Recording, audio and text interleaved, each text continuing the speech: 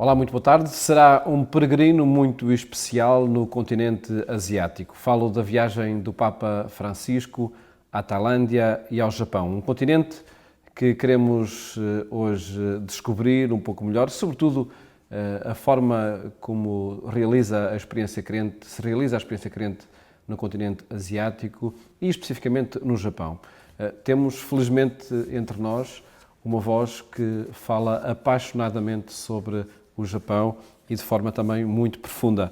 Padre Adelino, boa tarde. Obrigado por estar no programa Eclésia. Foi a falar do Japão que nos conhecemos também no programa Eclésia. Sim. E felizmente uma ótima oportunidade para partilharmos com quem nos vê e ouve essa sua experiência do Japão, que hoje vamos alargar um pouco mais à experiência crente no continente asiático. De que forma é que este peregrino, o Papa Francisco, será um entre tantos peregrinos de muitas religiões que estão no continente asiático? Digamos que o Papa Francisco nos tem mostrado desde o início que é um verdadeiro peregrino. E quando falo na sua característica como verdadeiro peregrino, não é só um peregrino porque devora quilómetros, mas é um peregrino interior também. E este encontro com as diversas religiões, naturalmente, é algo absolutamente imprescindível no continente asiático. E o ambiente da peregrinação é um ambiente ideal para o encontro? O ambiente da peregrinação é um ambiente ideal para o encontro, porque nós somos peregrinos da vida.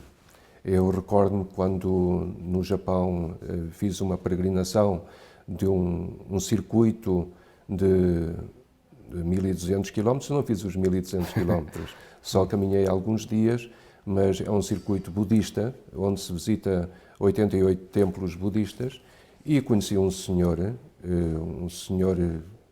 de barba branca, cabelo branco, vestido de branco, que acabou por ser um encontro que marcou uma etapa diferente. Aqueles encontros que acabam por marcar algo que nos leva a reiniciar algo. Esse senhor, eu já tenho referido isto algumas vezes, esse senhor, depois de uma longa conversa, portanto, ele era um peregrino budista, eu era um peregrino católico, e depois de uma longa conversa, ele ofereceu-me aquilo que tinha de mais precioso, o seu diário. E quando eu fiquei muito surpreendido e embaraçado, e lhe disse, mas isso é o seu diário? E ele disse, a partir de hoje, farei outro. Isto impressionou-me profundamente, porque realmente, havendo um verdadeiro encontro entre pessoas, e se houver encontro entre as religiões, se houver encontro entre as pessoas, e se houver um verdadeiro encontro, ficam laços indestrutíveis e há um novo despontar, um novo começar, uma nova partida, ou uma partida para uma nova etapa nessa peregrinação. E foi isso que aconteceu. E o que é que tem feito com esse diário? Eu tenho guardado religiosamente. Tem revisitado? Não o tenho revisitado muito com os olhos, porque está lá bem guardado, mas tenho pensado muito nesse diário. Tenho pensado muito nesse senhor, que certamente já não estará entre nós, porque ele já nessa altura tinha cerca de 80 anos de idade.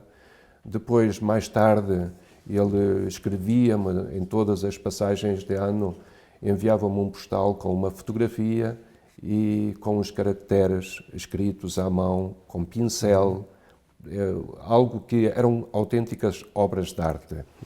E esse postal que ele enviava com a sua fotografia e com esses caracteres era um sinal a dizer, aqui estou eu, continuamos unidos, ainda estou vivo e continuamos a nossa caminhada como peregrinos. Tu aí, eu aqui. Entregar o diário pessoal é entregar o que há de mais íntimo da pessoa? Eu penso que sim, que é entregar um pouco daquilo que é a vida da própria pessoa. Eu sei que ele escrevia aquele diário ao longo da sua peregrinação. Ele peregrinou durante anos à volta daqueles 88 templos, são 1.200 quilómetros, como disse. Penso que aquilo foi também, aquele diário seria uma etapa dessa sua peregrinação. E eu acredito que ele, mais tarde, fizesse um outro diário e depois tenha tido um outro encontro e tenha oferecido o outro diário. Imagino eu, porque eu penso que a característica dessa pessoa, a sua personalidade, leva-me a crer que ele vivia como peregrino, porque ele dizia, quando foi entrevistado na televisão, ele disse, vivo, por isso, peregrino. E nessa peregrinação havia diversas etapas. E eu imagino que ele distribuísse esses diários que ia construindo ao longo da sua peregrinação. Vamos incluir a peregrinação do Papa Francisco nesse modo de ser Sim. E de modo de ser religioso também na Ásia. Eu gostaria muito que nós incluíssemos realmente a força desse encontro nesta peregrinação do Papa Francisco. E o Papa tem essa especificidade? Eu penso que o Papa tem essa especificidade. Tanto na Praça de São Pedro como na Tailândia ou no Japão. Ele valoriza cada momento. E isso é o essencial. Nós valorizarmos cada momento. É o que se diz em japonês, ichigo ichie. Portanto, este momento não se repete. Mesmo que voltemos a encontrar-nos em igualdade de circunstâncias, as mesmas pessoas, a mesma situação, tudo é diferente. Portanto, este momento não se repete. E como não se repete, vamos valorizá-lo ao máximo, apaixonadamente. E penso que o Papa Francisco tem esta característica. Ele valoriza cada momento. E é possível realizar essa experiência na Ásia, por certo que sim, num caleidoscópio populacional e religioso? Sim, sim. No caleidoscópio... Muito brevemente caracterize-nos esse continente. O continente asiático, portanto, é um caleidoscópio cultural, religioso, de situações. Há muita pobreza na Ásia, há muitos países que realmente têm uma taxa de pobreza impressionante. Também há alguns tigres asiáticos, os denominados tigres asiáticos, e depois há também um caleidoscópio imenso de religiões. Portanto, pode dizer-se que o continente asiático é um continente espiritual por natureza. E é muito difícil nós entrarmos neste caleidoscópio cultural e religioso asiático, principalmente se nós formos, e vamos naturalmente com a nossa mochila cultural, e se nós não nos despirmos daquilo que foi ao longo da tradição, ao longo dos tempos, que se foi alicerçando no nosso coração. Se nós não tivermos a capacidade para sairmos e irmos ao encontro daquilo que é completamente diferente, nós não teremos saída na Ásia. Não teremos, aliás, não teremos entrada no mundo asiático. Mas estamos a falar de um continente que tem 60% da população mundial, portanto, é um continente muito relevante para o diálogo à escala global que se queira fazer. Sim, sim. Tem 60% da população mundial e aquilo distribuído em cerca de 40 nações e onde estão naturalmente concentradas, como disse, as grandes religiões, porque se nós pensarmos bem, nós vemos que todas as grandes religiões nasceram no continente asiático. E o continente asiático é extensíssimo. E isto não se pode ignorar, não se pode esquecer. Não. E esse é o que o Papa quer afirmar, não se pode ignorar esse continente com esta visita. Eu penso que o Papa quer afirmar isso precisamente, que não se pode ignorar este continente, nem se pode ignorar o diálogo interreligioso. Isto não se pode ignorar o encontro com as pessoas das diversas religiões, não se pode ignorar que esse encontro deverá levar a um diálogo. O diálogo entre as religiões, portanto, entre os religiosos e entre as religiões. Bem, em função de uma vida mais plena e de uma vida mais caleidoscópica. E esse é um exercício também que temos de fazer, não é? Ser parte de um caleidoscópio. Sim, nós temos que fazer esse exercício também, não só na Ásia, temos que fazer esse exercício mesmo em Portugal. Sim. Temos que fazer esse exercício em Lisboa e não só. Sem dúvida. Hoje em dia nós deparamos-nos com gente de muitas nacionalidades, de muitas religiões, de muitas culturas, que vivem ao nosso lado, com essas pessoas com as quais nós nos cruzamos na rua, ou no metro, ou nos outros transportes públicos, ou quando caminhamos para uma avenida, por exemplo, Almirante Reis, em Lisboa. Eu vivo ali perto, eu caminho muitas vezes por essa avenida, eu quase não encontro portugueses. E a maior parte, não são só turistas, são residentes que vivem ali, têm as suas lojas, e nós não podemos ignorar isto. É sem dúvida nenhuma um desafio para as religiões, para os religiosos, seja da Ordem do Carmo, onde nos encontramos a gravar esta conversa, da Ordem do Carmo aqui em Fátima, como os missionários da Boa Nova e todos os que são discípulos missionários, como tanto gosta de dizer o Papa Francisco. Exato. Vejamos duas pontes que se podem estabelecer entre o catolicismo e as religiões asiáticas na sua pluralidade. Desde logo, algo que é muito, enfim, teológico, denso até porventura, o Espírito Santo, essa dimensão do Espírito Santo. Que ponto é possível construir por aí? A dimensão do Espírito Santo foi bastante profundamente estudada pela Federação das Conferências dos Bispos Asiáticos. Isto a partir principalmente de um documento que foi publicado em 1997. E o Espírito Santo, portanto, o que diz a Federação para as Conferências Episcopais da Ásia, é que o Espírito Santo estará aí já a atuar nas outras religiões. Seja o hinduísmo, seja o budismo, seja o taoísmo, seja o shintoísmo. Portanto, o Espírito Santo está aí a atuar. O que às vezes eu costumo apelar a que nós não tenhamos medo de sairmos, de sermos destemidos e que não deixemos o Espírito Santo sozinho, porque ele já lá está, à nossa espera. E, portanto, esse documento é muito importante no que se refere precisamente a essa dimensão pneumatológica, o Espírito Santo que está ali presente.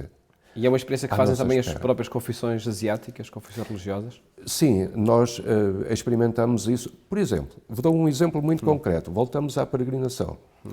O que é que levou a que se estabelecesse aquele encontro e fosse um encontro tão profundo entre este senhor japonês peregrino budista e um padre católico?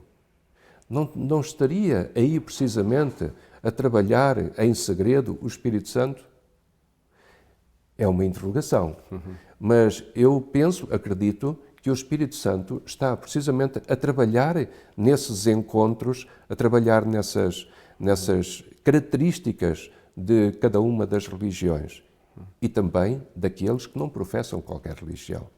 O Espírito Santo está aí. Portanto, está como a dinamizar algo que depois leva ao encontro. Uma outra dimensão, e porque não podemos, infelizmente, aprofundar cada uma delas como merecia, é a ecológica. Sim. O que é que a encíclica, nomeadamente o documento do Papa Laudato Si sobre o cuidado da casa comum, diz ao continente asiático? No continente asiático valoriza-se muito a ligação do ser humano com a natureza e também, naturalmente, com os outros seres vivos, incluindo a flora. Isso deve ser respeitado, portanto, toda a vida deve ser respeitada. E, além disso, há uma outra dimensão que é a diluição na natureza, a diluição no todo, na totalidade da natureza. Eu fiz uma vez uma experiência muito interessante, para mim foi muito interessante, que quando eu estava nos Himalaias, que a certa altura senti-me como que estivesse a ser diluído nessa imensidão, perdendo a própria consciência, quase perdendo a própria identidade e diluindo-me totalmente nessa imensidão. Na Ásia há muito este conceito da diluição no todo. E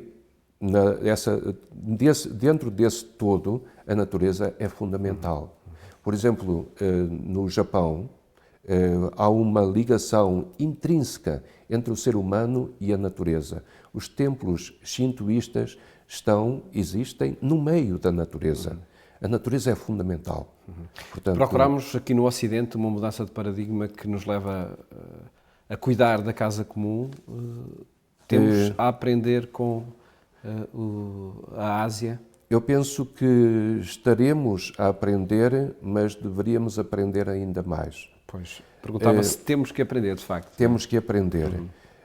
Eu penso que nós podemos aprender muito também com a Laudato Si. Há um teólogo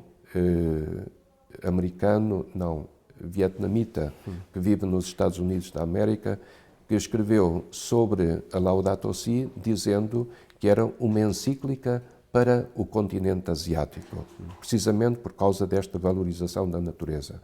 Eu penso que nós temos que, eu não diria mudar o paradigma, mas teremos que limar um pouco algumas arestas. Nós não devemos ter consciência de que estamos para dominar. Estamos para acompanhar, para proteger, para cuidar. Lá está, cuidar da casa comum. E aí sim, nós teremos a aproximar-nos um pouco daquilo que é o conceito asiático na generalidade, no que diz respeito à natureza. Falemos agora especificamente da visita que o Papa faz a estes dois países, à Tailândia e ao Japão. Acredito que com objetivos diferentes, num e no outro, na Tailândia assinalando os 350 anos da presença católica no país. Sim. Nos dois países, tanto a Tailândia como o Japão, o cristianismo é muito incipiente. Uma minoria, não é? É uma minoria, embora seja uma minoria significativa. Significativa pela sua, não pelo número, mas pela sua estabilidade. A Tailândia é um país budista e eu penso que a presença do Papa Francisco aí terá muita importância neste diálogo, precisamente com o mundo budista. E o Japão é um mundo budista, shintoísta, portanto, há ali diversas religiões, mas principalmente o budismo tornou-se bastante mais influente no Japão. Aí, naturalmente, haverá também esta dimensão do diálogo interreligioso, mas mais no que diz respeito, principalmente, a Hiroshima e Nagasaki. Numa afirmação, numa condenação do armamento atómico. Exatamente. Esse é o propósito fundamental do Papa, na sua opinião? Eu penso que é o propósito fundamental do Papa. Aliás, o Papa, já há muitos anos, ele manifestava o desejo de ir ao Japão. Sim. E tinha um sonho de criança, pelo que parece, não é? De ir ao Japão. Exatamente, de ir ao Japão, de ser missionário no Japão. Sim. Depois, quando eu estava na última paróquia onde trabalhei, em Takatsuki, ali junto a Kyoto, de onde onde o samurai que foi beatificado dia 7 de fevereiro de 2017, tinha o seu castelo. Ele tinha aí o seu castelo e por isso é uma cidade onde há muitas visitas de peregrinos, cristãos e não cristãos. E aí falava-se muito que o Papa Francisco iria ao Japão, eventualmente até para a beatificação do Takayama Ukon, que é o nome do samurai. E nós, na paróquia, portanto, havia pessoas que diziam, já contavam quase com a ida do Papa Francisco ao Japão. E quem sabe se o Papa Francisco não virá aqui à paróquia, que é a paróquia do Takayama Ukon, etc. Bom, são naturalmente sonhos. Mas finalmente, esta ida do Papa Francisco ao Japão é muito importante como estímulo para os católicos, para os cristãos e para os japoneses em geral. Os católicos são 0,34%, portanto são cerca de 440 mil. Os cristãos, 1% dos 128 milhões. Mas para todo o Japão em geral. E a condenação das armas atómicas é o ponto principal. Por isso é que ele visita Tóquio, Hiroshima e Nagasaki. Ou, por ordem, chega a Tóquio, depois vai a Nagasaki e Hiroshima e regressa a Tóquio. De que forma é que esse desastre atómico, essa guerra atómica permanece presente nos japoneses? Permanece muito presente, principalmente em virtude dos dois museus que foram criados, tanto em Hiroshima como em Nagasaki. Além disso, em Hiroshima há todos os anos um encontro interreligioso pela paz, precisamente à volta do dia 6 de agosto, que foi precisamente o dia fatídico da bomba atómica sobre Hiroshima. 1945. E 3 dias mais tarde, sobre Nagasaki, 9 de agosto de 1945. Isso continua bastante vivo, principalmente nestas duas cidades. Como dizia, através dos museus, tanto em Hiroshima como Nagasaki, que são impressionantes, a pessoa fica em silêncio ao passar por essas diversas salas e a pessoa fica em silêncio. Depois, esses encontros interreligiosos pela paz, principalmente aí em Hiroshima. E depois há naturalmente, por parte da Conferência Episcopal japonesa, um grande trabalho para que se mantenha a não proliferação das armas atómicas. O Papa vai se encontrar também com as vítimas do triplo desastre de 2011, não é? Sim. O terremoto, o tsunami e seguido de acidente nuclear em Fukushima. Fukushima, sim. Há por aqui também um acentuar dessa dimensão martirial do povo japonês, seja pelas bombas atómicas, seja por estes desastres naturais. Sim, sim. Podemos dizer que o povo japonês é, de certo modo, um povo martirizado por desastres naturais. E esse desastre natural, no dia 11 de março de 2011, isso foi algo fatídico, que foi muito comparado com o terremoto de Lisboa, de 1755. E é muito importante que o Papa se encontre com algumas vítimas desse desastre, porque simbolicamente encontra-se com todas as vítimas do desastre. Ele não pode encontrar-se com toda a gente, encontra-se com aquelas que são o símbolo. Estas pessoas são pessoas que têm, aliás, os japoneses têm grande admiração pelo Papa Francisco. Eu dizia há pouco que os cristãos no Japão são 1% da população de 128 milhões. Mas não são estes 1% apenas que têm grande admiração pelo Papa Francisco e que estão de braços abertos para receber o Papa Francisco no Japão. É o povo japonês na generalidade. E esse povo, essas pessoas, essas vítimas dessa tragédia que o Papa vai receber, são pessoas do povo. Isso é fundamental. Isso é um grande sinal para o povo japonês também. Porque o povo japonês é muito sensível a alguns gestos e é muito sensível a este tipo de gestos. Como o imperador cessante, que cessou recentemente, que visitou as vítimas depois do desastre, visitou as vítimas com a sua esposa e ajoelhou-se juntamente às vítimas, esteve ali a ouvir as vítimas, a conversar com elas. Isto é muito importante para o Japão.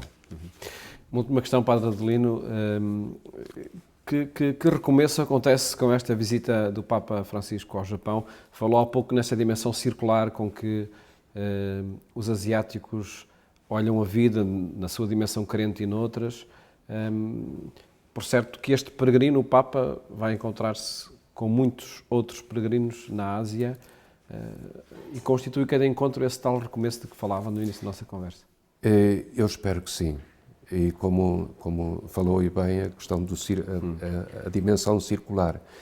Eu espero que esta visita do Papa Francisco à Tailândia e ao Japão, o encontro que vai ter com as diversas pessoas de diversas religiões e também de vítimas de catástrofes ou outras pessoas, na generalidade, eu espero e desejo que haja um verdadeiro encontro para que haja um recomeço.